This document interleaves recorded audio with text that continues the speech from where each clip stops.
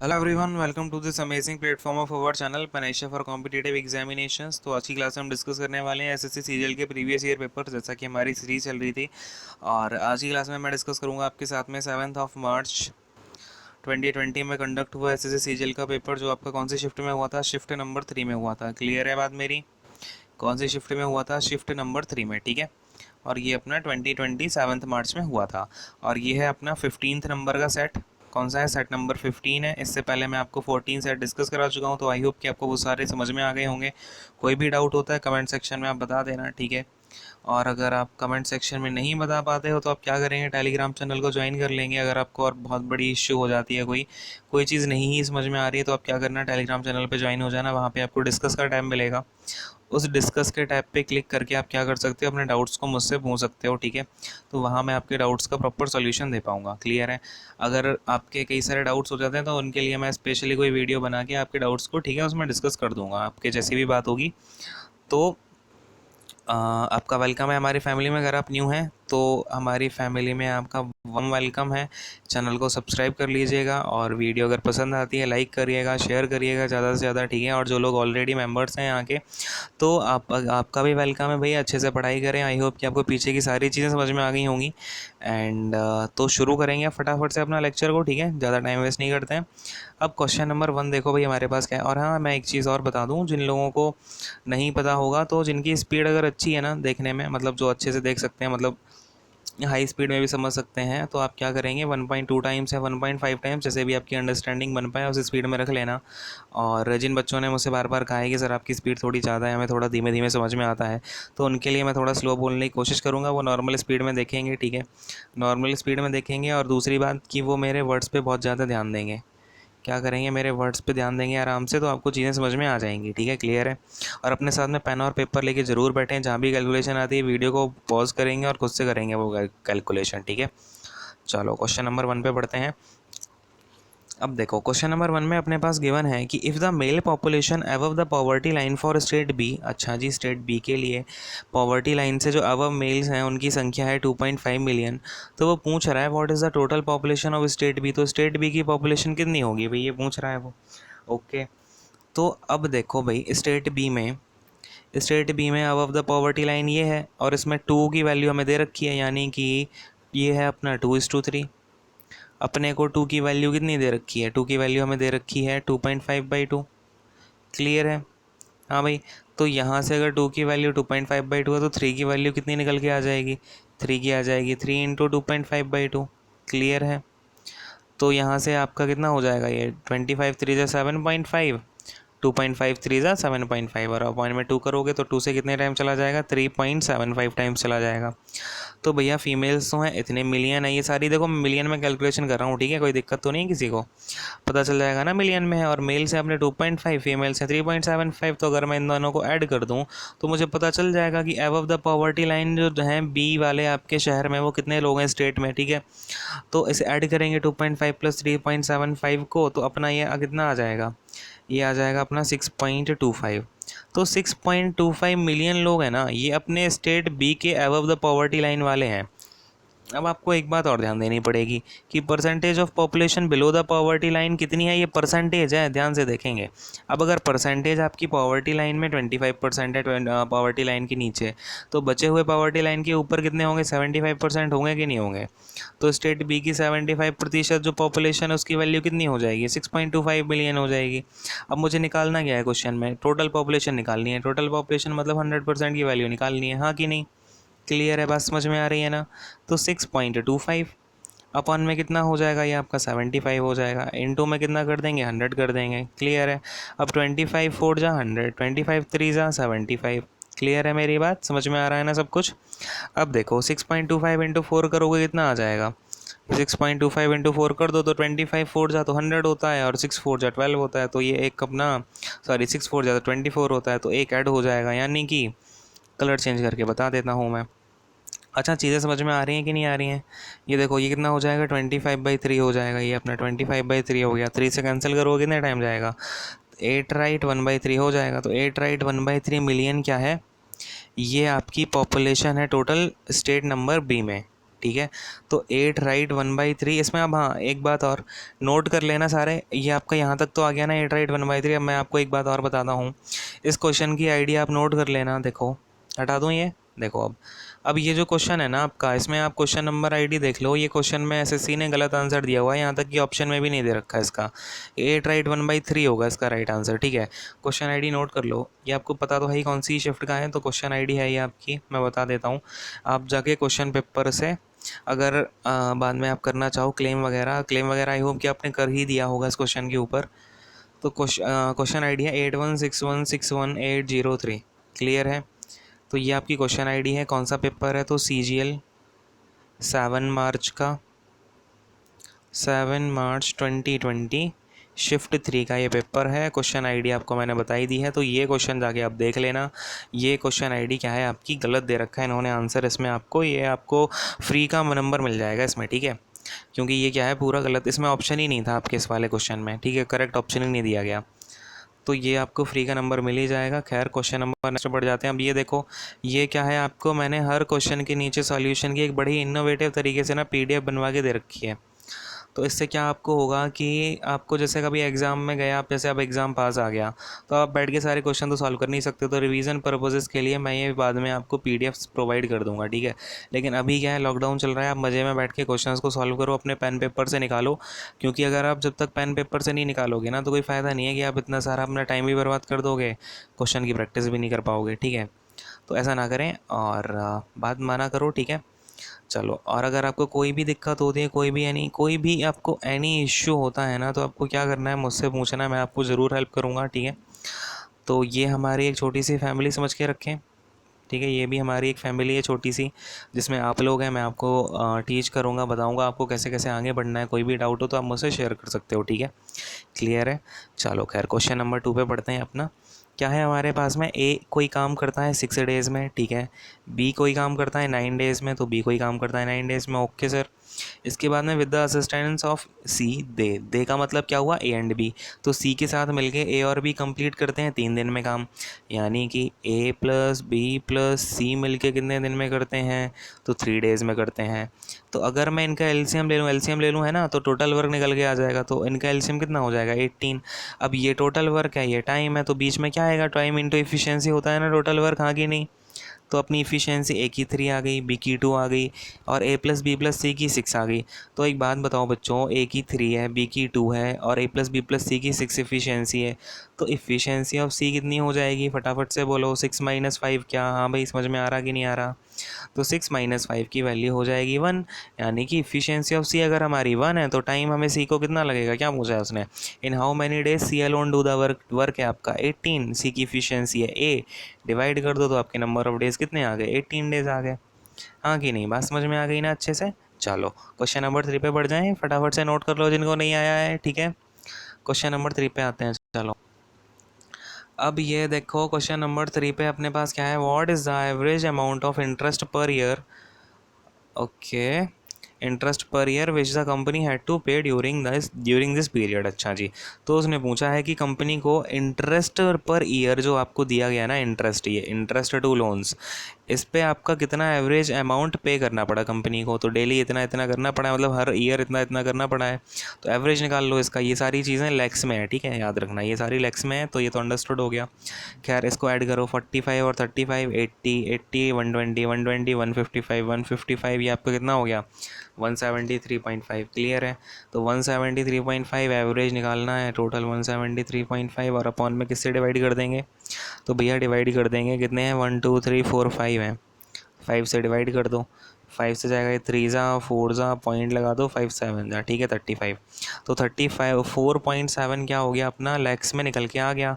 34.7 लैक्स आपका जो है इंटरेस्ट पे जो पे करती है ना कंपनी, वो निकल के आ गया है। देखो 34.7 है क्या कहीं पे, हाँ भैया ऑप्शन नंबर 3 है। अपना आराम से टिक करो, आगे बढ़ जाओ। क्लियर है, हाँ कि नहीं, आगे आ जाओ भाई। देखो अब क्वेश्चन नंबर 4 देखो। क्वेश्चन नंबर 4 में अपने पास क्या है, ध्यान से समझेंगे। The total number of student in a class is 65, ठीक है। Total number of girls class में 35 है। Then ratio of the number of boys, अच्छा total number of boys and girls का रेशियो बताना है।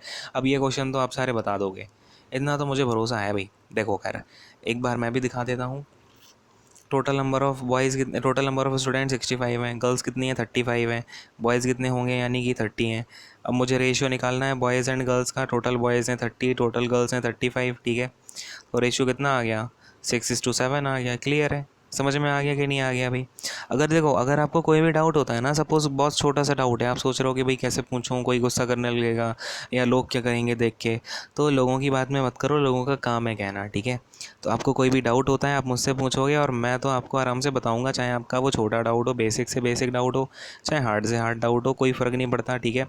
जब तक आप, क्योंकि देखो क्या होता है ना, मैं आपको एक चीज़ बता ही देता हूँ। जैसे ये स्टेयर है ना, तो इन स्टेयर्स पे आप क्या करोगे, आपको सपोज़ लेट से यहाँ टॉप पे पहुँचना है, तो आप क्या करोगे, यहाँ पे टॉप पे पहुँचने के लिए, ये आपका टॉप है कहीं, ठीक है, किसी बिल्डिंग का। अब आपको इस टॉप पे पहुँचने के लिए ऐसा तो है नहीं कि आप पहले ये ना आपकी पहले ये स्टेयर्स हैं, आप इस स्टेयर पे चढ़े नहीं सीधा आप यहाँ पे पहुँच जाओगे क्या? अगर पहुँचोगे भी तो बीच में गिर जाओगे ना, है ना। हो सकता है कि आप, क्योंकि आपको तो एक्सपीरियंस ही नहीं है पहले नीचे का बिल्कुल। तो पहले स्ट्रॉन्ग करो, एक स्टेप से दूसरे स्टेप पे आओगे, दूसरे से तीसरे पे आओगे, फिर यहाँ आओगे, फिर यहाँ आओगे, तभी तो वो मज़ा है सक्सेस का, है ना। तो याद रखो, पहले अपनी चीज़ों को स्ट्रॉन्ग करो, फिर अपना अच्छे से अच्छे प्रैक्टिस करो और डाउट्स को हमेशा पूछो, ठीक है। खैर क्वेश्चन नंबर 5 पे आते हैं, थोड़ा सा मैं भावनाओं में बह जाता हूँ।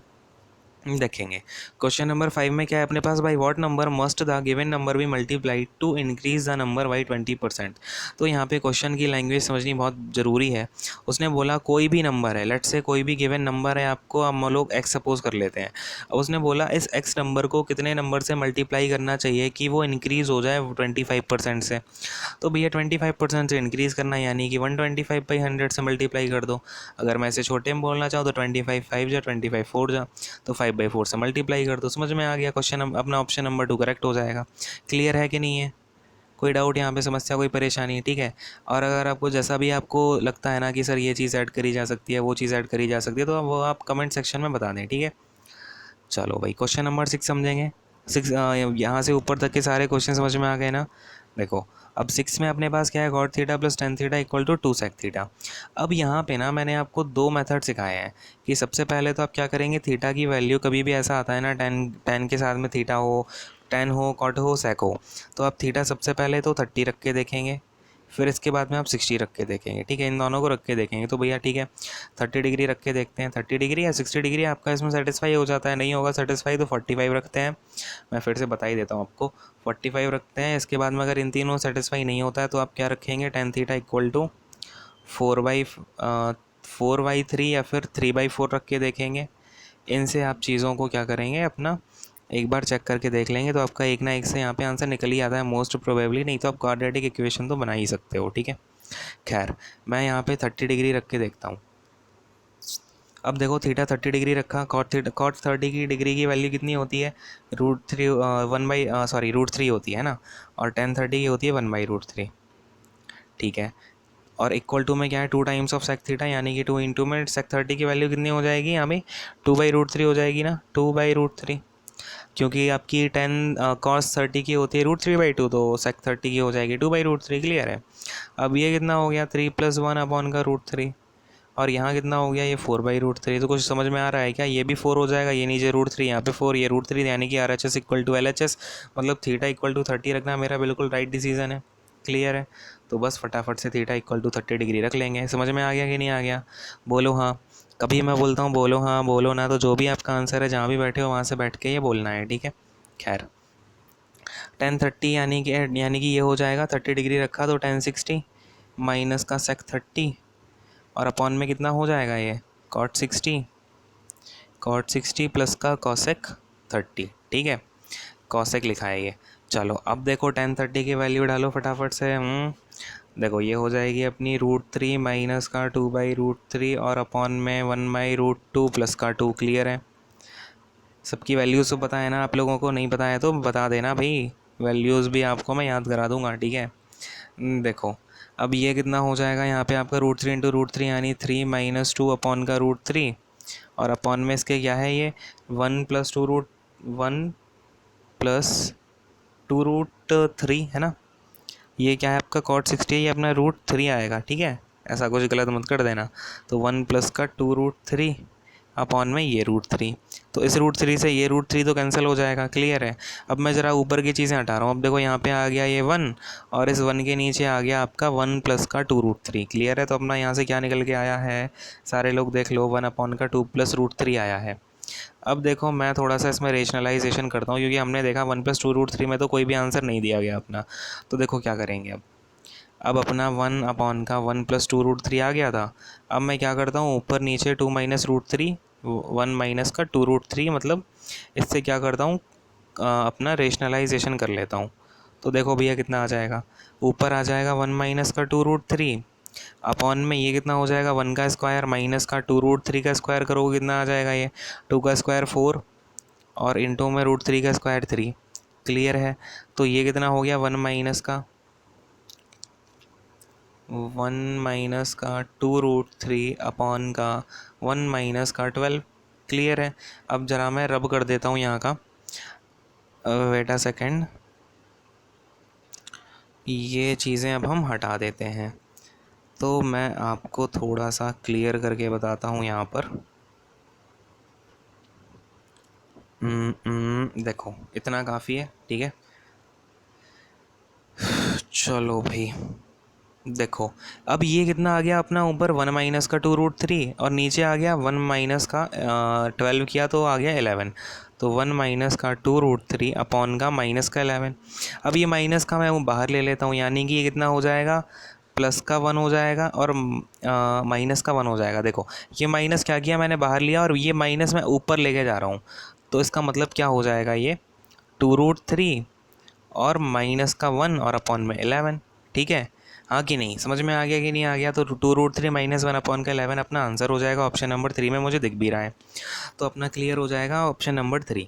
समझ में आ गया कि नहीं आ गया। क्वेश्चन नंबर 7 पे फटाफट से। तो देखो अपने पास क्वेश्चन नंबर 7 क्या है, देखेंगे।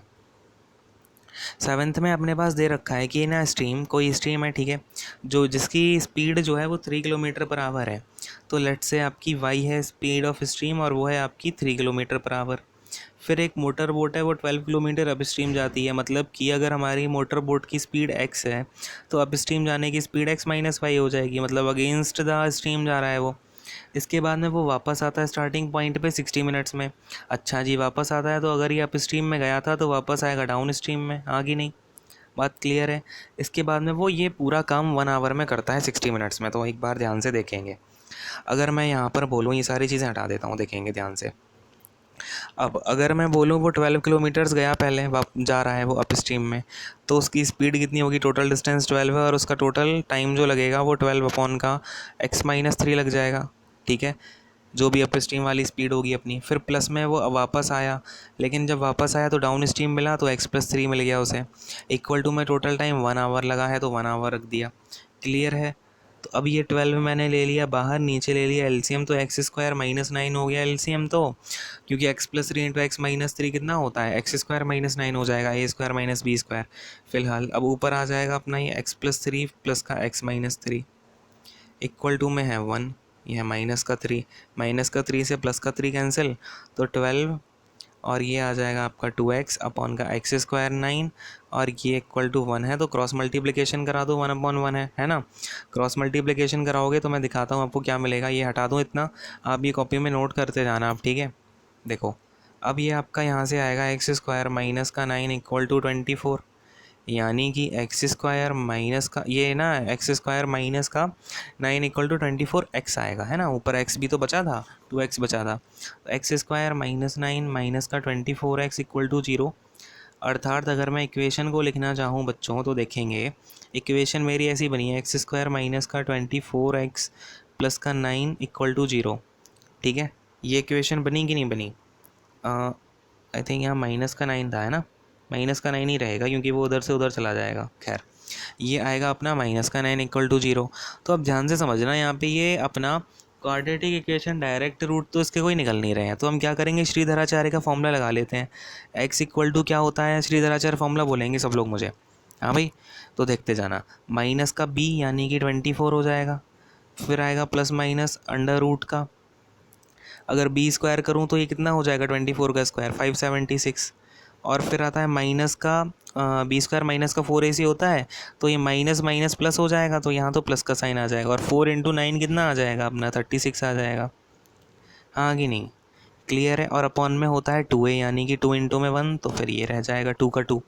ठीक है, अब देखना, तो ये आ गया x = 24। श्रीधराचार्य फॉर्मूला सबको आता है ना, अगर जिसे नहीं आता है वो कमेंट में बता ज़रूर देना कि सर ये दिक्कत हो रही है। ठीक है, देखो 576 में 36 ऐड करो, कितना आ जाएगा, ये 612 आ जाएगा। ठीक, और अपॉन में है अपने पास में 2। क्लियर है, यहाँ तक बातें सारी समझ में आ गई। अब मैं ये सारा हटा रहा हूँ, फिर से लिखूँगा। देखो अब मैंने लिखा कि भैया x = है अपने पास में 24 प्लस माइनस का अंडर रूट का 612 और अपॉन में है 2। तो बच्चों एक बात देखना, 612 को मैं थोड़ा सा तोड़ता हूँ। तो 612 को मैं कैसे तोड़ूंगा, ये 612 को आप ध्यान से देखना। अब इसमें से मैं क्या कर रहा हूँ, पहले ये पता है नीचे 2 है, यहाँ 24 है, यहाँ मैं कहीं ना कुछ करके 2 बाहर लेके आता हूँ। तो देखो x = 24 प्लस माइनस, इसे ना मैं क्या लिख सकता हूँ, 612 को अंडर रूट में इसे मैं लिख देता हूँ 6 अगेन आपका ये ना 6 और आ जाएगा, तो 36 से आपका बचेगा फिर ये 17, तो 6 × 17। क्लियर है, और ये अपॉन में 2 है, यानी कि x = अगर मैं 2 का ये देखो 2 6 है ना, 6 का स्क्वायर है, तो ये बाहर 6 आ जाएगा एक, तो मैं ये यहीं पे लिख देता हूँ, ये एक हटा के मैंने यहाँ लिख दिया। अब मैं 2 से डिवाइड कर रहा हूँ, तो ये कितना हो जाएगा 12 प्लस माइनस का 3 और अंडर रूट में 17। क्लियर है, तो 12 प्लस माइनस का 3 अंडर रूट में 17, यानी कि अगर मैं यहाँ से 3 कॉमन निकाल लूँ तो मेरा क्या बचेगा x, 4 प्लस माइनस का अंडर रूट 17। क्लियर है कि नहीं है, कितना आ गया x अपना 3 ब्रैकेट में 4 प्लस माइनस रूट 17। अब देखो सारे आंसर प्लस में, यानी कि मुझे प्लस वाला देखना पड़ेगा, माइनस वाला हटा दो, तो 3 अपना ये है, 3 कॉमन ब्रैकेट में 4 प्लस रूट 17 ऑप्शन नंबर 3 में दे रखा है, तो ये अपना राइट आंसर हो जाएगा। ठीक है, अब इसमें थोड़ा सा टाइम टेकिंग है, लेकिन इतना ज़्यादा टाइम टेकिंग भी नहीं है, आपको क्वेश्चन अपना फटाफट से, अगर आपको सारी चीज़ें क्लियर है तो ये फटाफट से बना के आप निकल जाओगे। ठीक है, खैर क्वेश्चन नंबर 8 पे मूव ऑन करें अपना फटाफट से। हाँ भाई, किसी का कोई दिक्कत आपत्ति तो नहीं है, चलें। क्वेश्चन नंबर ये देखो, अगेन मैंने आपको पूरा सॉल्यूशन प्रोवाइड कर दिया, तो ये आपको देखो आपके लिए मैंने कितना सोचा हुआ है कि आपको ये बाद में रिवीजन करने के लिए ना बहुत ज़्यादा हेल्पफुल रहेगा। ठीक है, तो जैसे ही आपका एग्ज़ाम वगैरह पास में आता है, मैं इसकी सारी PDF आपको प्रोवाइड करवा दूंगा, तो टेलीग्राम चैनल ज़रूर ज्वाइन कर लें, बाकी सारी अपडेट्स आपको मैं वहाँ पर देता रहता हूँ। ठीक है, खैर आउट ऑफ एवरी 50,000 पीपल, उसने बोला कि 50,000 पीपल में से find the approximate number of person below the age of 35। Okay, ये सारे टोटल पर्सन है आपकी 50,000। पूछ रहा है कि 35 से छोटे 35 से कम एज के लोग कितने हैं, तो इतने सारे लोग हैं 35 से कम एज के। खैर ये बात है आपकी परसेंटेज में, आप समझना, ये है आपके परसेंटेज में। नहीं तो सोचो एक बार 14.25 होता है क्या कोई पर्सन, कि मैंने बोला भैया 14 लोग तो ये हो गए और फिर एक पर्सन का 1/4 करके उसका 0.25% ले आओ, ऐसा नहीं होता। ठीक है, तो आपको ये देख के समझ जाना चाहिए कि ये क्या है, अपना परसेंटेज में है सारा जो भी खेल है। खैर, तो ये टोटल परसेंटेज कितनी है, 100 है, मतलब कि मैं इसको इन तीनों को देखूँ तो ये कितना निकल के आ जाएगा, आप इसे ऐड करेंगे तो आपका ये आएगा 31 प्लस कितना था ये 5.25 प्लस का 31 है ना, तो ये हो जाएगा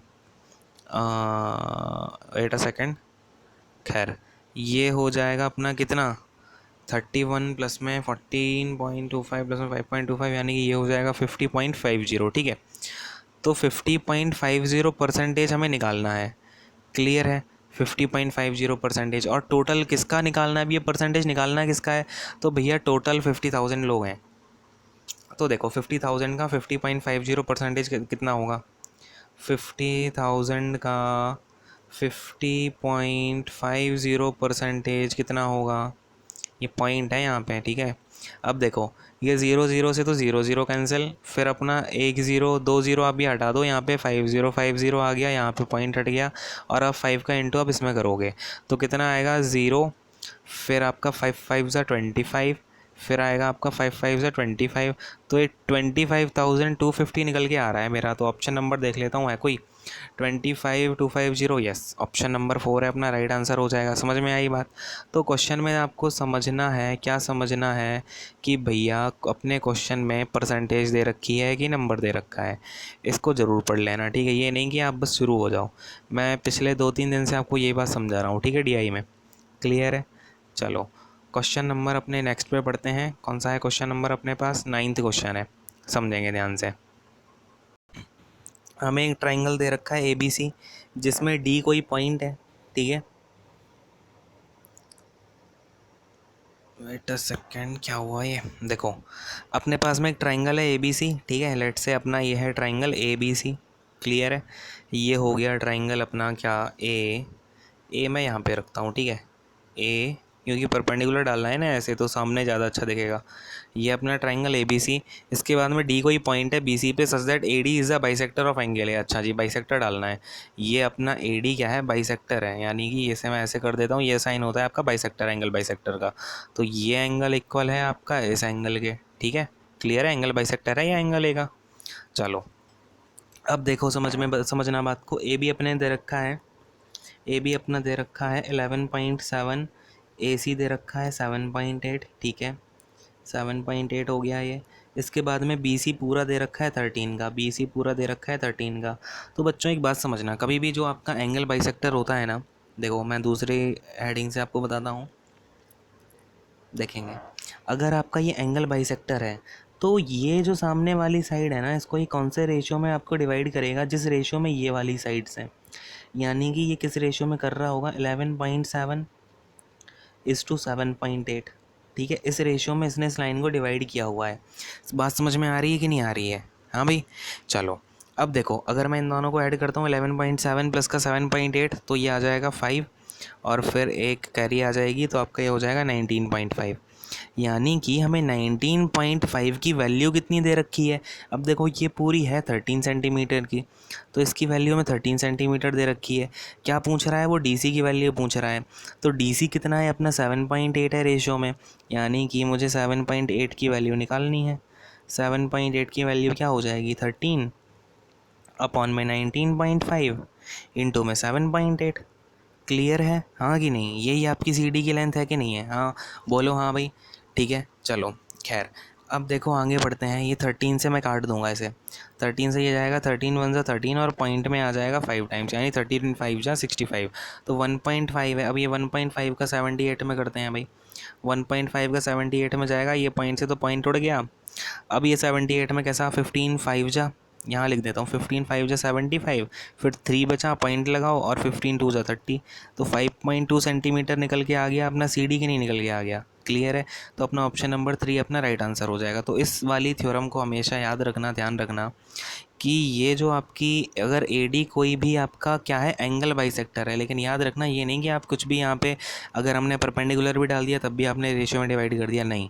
ये अपना एंगल बाइसेक्टर होना ज़रूरी है, ठीक है। एंगल बाइसेक्टर क्या करता है? सामने वाली साइड को उस रेशियो में डिवाइड करता है जिस रेशियो में उसकी साइड वाली साइड्स की वैल्यू है। क्लियर है। जैसे ये 11.7 है, तो यहाँ 11.7 हो गया, ये 7.8 है, तो ये 7.8 निकल के आ गया। क्लियर है।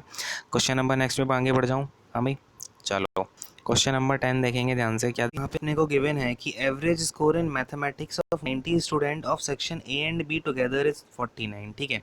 तो मतलब कि दो सेक्शन है A और B, जिसमें जो टोटल स्टूडेंट है 90 हैं A और B के स्टूडेंट मिला के, और उनका जो एवरेज है ना टोटल स्टूडेंट का 90 का A और B के मिला के उनका एवरेज है 49। और टोटल नंबर ऑफ स्टूडेंट जो A में है वो 20% ज़्यादा है B से। तो सबसे पहले यही बात कर लेते हैं। अगर मैं बोलूँ ये A है, ये B है, ठीक है। इसमें जो नंबर ऑफ़ स्टूडेंट है उनका रेशियो कितना हो जाएगा? 25% ज़्यादा है B से, यानी अगर B में 4 है तो A में 5 हो जाएगा। कैसे? 25% क्या होता है? 1/4 होता है ना, तो 4 इसमें 5 इसमें। तो अब मुझे टोटल नंबर ऑफ़ स्टूडेंट तो पता है A और B में मिला के 90 स्टूडेंट हैं, यानी कि 9 की वैल्यू 90 है, 1 की वैल्यू 10 हो जाएगी कि नहीं हो जाएगी? क्लियर है, ठीक है। तो यानी 1 की वैल्यू 10 है, तो A में कितने बच्चे हो गए? 50 बच्चे हो गए।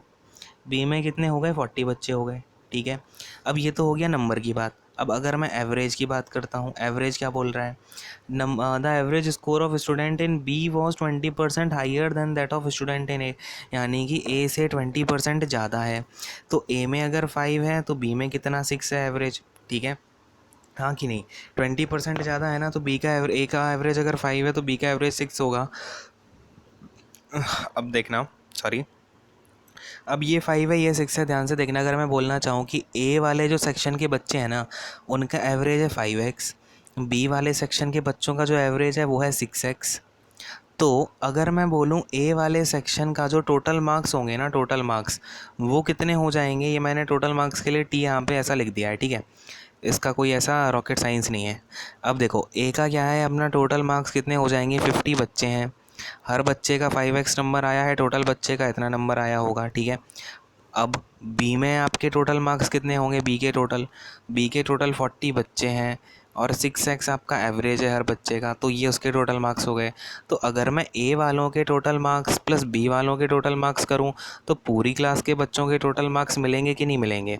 और मुझे यहाँ पे पता है कि 90 जो 90 स्टूडेंट हैं उनका एवरेज 49 है, तो टोटल आपके ए और ए प्लस बी के टोटल मार्क्स कितने हैं, तो ये हो जाएंगे अपने 90 × 49, 90 × 49 यानी कि कितने निकल के आएगा, ये 4410 निकल के आएगा कि नहीं आएगा, ठीक है। 49 9 जा 441, तो 4410 टोटल मार्क्स है। इधर इन दोनों को मिला दूँ, ये भी टोटल मार्क्स हैं, तो आपका ये 4410 किसके इक्वल आ जाएगा, तो देखो 5 5 जा कितना 25, यानी कि 250x प्लस में 6 4 जा 24 प्लस का 240x इक्वल टू में 4410, हाँ कि नहीं, क्लियर है। यानी कि अपना ये कितना हो जाएगा, 240 और 250 ये आ जाएगा 490x इक्वल टू 4410, ठीक है। 4410 ये 4 है अकेला इधर, ये बस 4 है, ठीक है। तो यहाँ से x कितना आ जाएगा 4, देखो अब 49 का कितने टाइम्स होता है, ये 9 टाइम्स होता है, 49 का 9 टाइम्स होता है 4410, यानी कि x निकल के आ गया 9, क्लियर है। अब x निकल के आ गया 9, अब बात समझना, दूसरा कलर ले लेता हूँ। देखो अगर x इक्वल टू 9 आ गया तो अब एक बात बताओ, हमसे क्या पूछा है, average score of student in a पूछा है। ए का एवरेज हमें पता है कितना है, ए का एवरेज 5x है, यानी कि 5 × 9 करेंगे कितना एवरेज आ जाएगा अपना, 5 × 9 कर दो तो आ जाएगा ये 45, यानी कि 45 एवरेज स्कोर है किसका, क्लास ए वाले बच्चों का, ठीक है। तो बात समझ में आई कि नहीं आई, अच्छा क्वेश्चन था, इसे तो आप अगर चाहो तो नोट कर लो नोटबुक में, ठीक है। काफ़ी अच्छा क्वेश्चन है, तो समझ के रखेंगे। नेक्स्ट क्वेश्चन पे मूव ऑन करते हैं, हटा देता हूँ इसको अब, ठीक है, समझ लेना अच्छे से, पॉज करके आता हूँ नेक्स्ट क्वेश्चन पे। देखो क्वेश्चन नंबर ये ना आपको PDF वगैरह प्रोवाइड कर दी पूरी। खैर क्वेश्चन नंबर 11 देखेंगे ध्यान से, ये भी अच्छा क्वेश्चन। अब समझते हैं हमें यहाँ पे क्या गिवन है, देखो ध्यान से। एक मैन है जिसने अपने 2 गिफ्ट को सोल्ड किया है 30 रुपीज़ ईच, यानी कि उसका जो SP1 और SP2 है, जो पहले गिफ्ट का SP है, जो दूसरे गिफ्ट का SP है, वो दोनों सेम है, ठीक है। उसके बाद में उसे क्या हुआ, एक गिफ्ट पे उसे गेन हुआ 18% का, इसके बाद दूसरे गिफ्ट पे उसे लॉस हुआ 18% का। तो उससे पूछ रहा है वो ओवरऑल गेन या लॉस बता दो आप, उसे ओवरऑल गेन या लॉस कितना हुआ है, ठीक है। तो अब एक बात समझना ध्यान से यहाँ पे देखना। अब बात क्या है कि आपको एक चीज़ यहाँ पे पता होनी चाहिए कि अगर कभी भी आपका पहले आर्टिकल का लेट से SP1 है, दूसरे आर्टिकल का SP2 है, तो इन दोनों की SP आपकी अगर सेम हो और आपका loss percentage, wait a second, ये है आपका loss percentage equal to profit percentage equal to में लेट से ही आपका x परसेंटेज के इक्वल हो, ठीक है। कितना परसेंटेज के इक्वल हो, x परसेंटेज के इक्वल हो, तो आपका हमेशा जो ओवरऑल गेन परसेंटेज निकल के आता है ना, इस केस में जब SP1 और SP2 इक्वल हो, लॉस परसेंटेज और प्रॉफिट परसेंटेज दोनों सेम परसेंटेज के इक्वल हो, तो जो इसमें आपका पहली बात तो होती है कि हमेशा आपको ओवरऑल लॉस होता है, ओवरऑल आपको लॉस होता है। और जो ये जो परसेंटेज होती है ना इसकी लॉस परसेंटेज की, वो होती है x² / 100 के इक्वल, x² / 100 परसेंटेज के इक्वल, क्लियर है बात। अब देखो अब मैं इस क्वेश्चन में इसको लगाता हूँ, ये बात याद रखेंगे, ध्यान रखेंगे, जिसे याद नहीं है वो ये नोट कर लेना, ठीक है। इस पॉइंट को, काफ़ी इंपॉर्टेंट पॉइंट है। अब देखना ध्यान से। अब मैंने क्या बोला, 30 रुपीज़ में बेचा, ठीक है। इसके बाद में एक पे उसे गेन हुआ 18 का, दूसरे में लॉस हुआ 18 का, तो ओवरऑल मेरा लॉस कितना निकल के आ जाएगा, 18/18/100, 18 × 18/100 ना, ये है अपना ओवरऑल लॉस परसेंटेज। क्या बताया था मैंने, ओवरऑल हमेशा लॉस होता है, तो ये कितना हो जाएगा, 18 का स्क्वायर कितना होता है 324 होता है, अपॉन में 100 कर दो तो कितना निकल के आ जाएगा 3.24 निकल के आ जाएगा। क्या हाँ भाई, क्लियर है सबको यहाँ तक। यानी कि मेरा ये जो ओवरऑल लॉस परसेंटेज आया वो 3.24% के इक्वल आएगा, क्लियर है। हाँ भाई, तो अब देखो अगर उसने क्या बोला है, 2 गिफ्ट उसने सोल्ड किए हैं 30 रुपीज़ के, यानी कि जो उसकी ओवरऑल है ओवरऑल उसने कितने के बेचे हैं, 60 रुपीज़ के बेचे हैं, दो बेचे हैं ना, एक 30 का दूसरा 30 का। तो मुझसे क्या पूछा है, रुपीज़ में पूछा है, तो क्या करता हूँ मैं 60 इंटू में 3.24% निकाल लेता हूँ आराम से, ठीक है।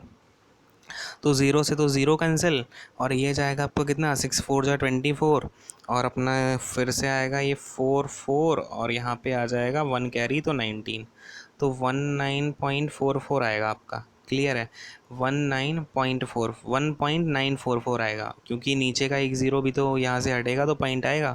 तो ये कितना आ गया, 1.944। तो भैया बताओ ज़रा कौन सा ऑप्शन होगा। लॉस हो रहा है तो ये लॉस कितना, 2 रुपीज़ के इक्वल हो रहा है ना, तो अपना loss of 2 rupees equal to आ जाएगा। क्लियर है, बात समझ में आ गई कि नहीं आ गई। हाँ भाई, नेक्स्ट क्वेश्चन पे मूव ऑन करते हैं फटाफट से। देखो क्वेश्चन नंबर 12 में हमें क्या दे रखा है, ये आपको अगेन पूरा फुल सोल्यूशन इसका मिल जाएगा। अब देखें क्वेश्चन नंबर 12 में हमें क्या दे रखा है। In the given figure, a circle inscribed in triangle PQR touches its side PQ, QR, RP। ठीक है, अब क्या हो रहा है, ये एक ट्राइंगल है PRQ, PQR है, ठीक है। इसके बाद में क्या है, PQ, QR और RS जो है वो STU पॉइंट पे मिल रहा है, ठीक है। एक सर्कल है जो इससे STU इन 3 पॉइंट पर मिल रहा है। अब बोल रहा है वो हमें ये वैल्यूज़ दे रखी हैं, तो एक बार ध्यान से देखेंगे हमें वैल्यूज़ क्या क्या गिवन है। देखो भाई, इसके बाद में वैल्यू देखो मैं आपको बता देता हूँ, PS, QT और RP पूछा, तो हम यहाँ पे ध्यान से देखते जाएंगे चीज़ों को। हमें पूरा PQ कितना दे रखा है, पूरा PQ हमें 15 दे रखा है, ठीक है। और हमें पूरा QR दे रखा है 10, यानी कि ये पूरा दे रखा है 10 यहाँ से यहाँ तक। RP दे रखा है 12, यानी कि ये हमें दे रखा है पूरा 12। क्लियर है। तो अब एक बात बताना, ये क्या हो रहा है बेसिकली इस ट्राइंगल में, ये जो साइड्स है ना, ये जैसे ये हो गया, ये हो गया, ये दोनों सेम पॉइंट से टेंजेंट जा रही हैं कि नहीं जा रही हैं। तो अगर मैं आपसे बोलना चाहूँ कि मैं लेट से इसे x ले लेता हूँ, वेट अ सेकेंड, इसे मैं ले लेता हूँ x, तो ये भी आपका x होगा। ऐसे ही अगर मैं इसे y ले लेता हूँ, ये भी y होगा।